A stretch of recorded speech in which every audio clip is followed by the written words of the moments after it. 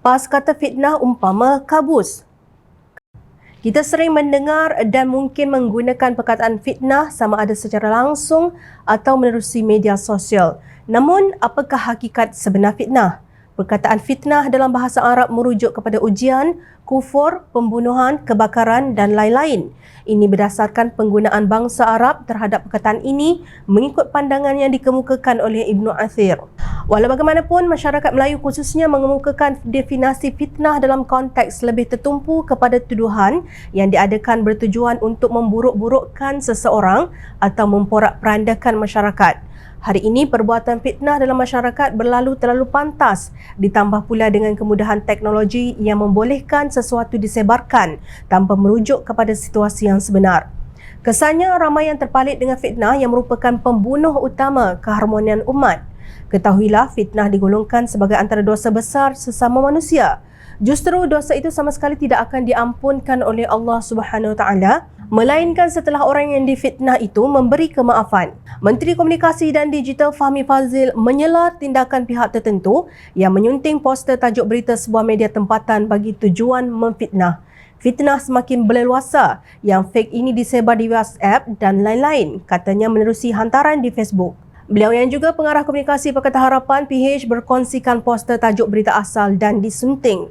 Terdapat penambahan ayat pada akhir tajuk berita itu yang berbunyi, jangan guna jentera kerajaan kempen untuk parti politik.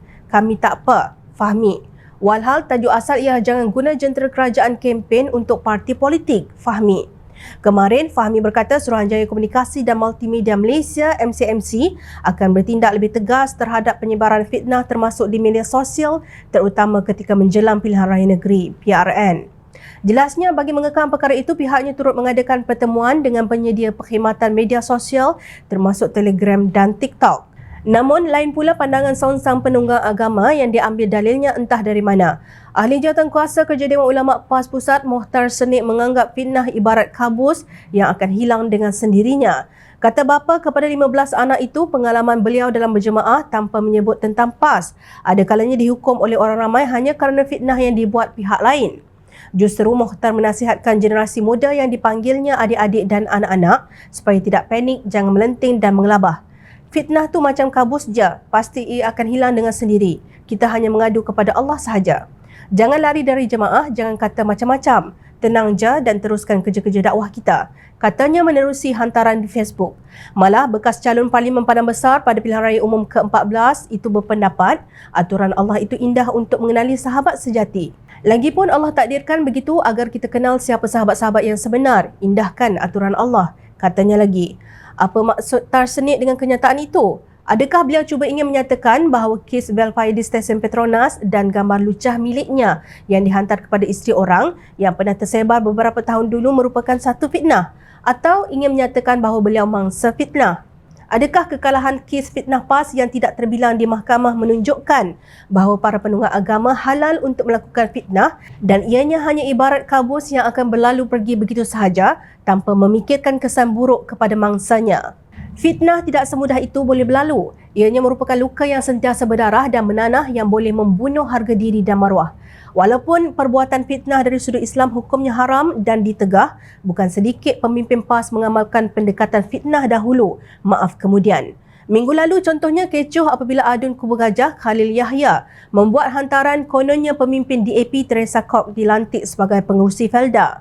Selepas penjelasan pihak Felda dan kecaman orang ramai, Khalil kemudiannya membuat permohonan maaf secara terbuka dengan alasan pentadbir laman rasmi Facebook yang memuatkan hantaran berbau fitnah itu.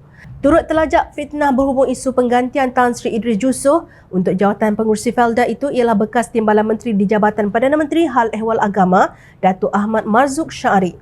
Wahai penunggang agama, berhentilah melakukan perbuatan jijik seperti ini demi kepentingan diri kalian. Belajarlah untuk merasa malu dengan pelbagai fitnah yang pernah kalian lemparkan kepada sesiapa sahaja yang kalian anggap sebagai musuh.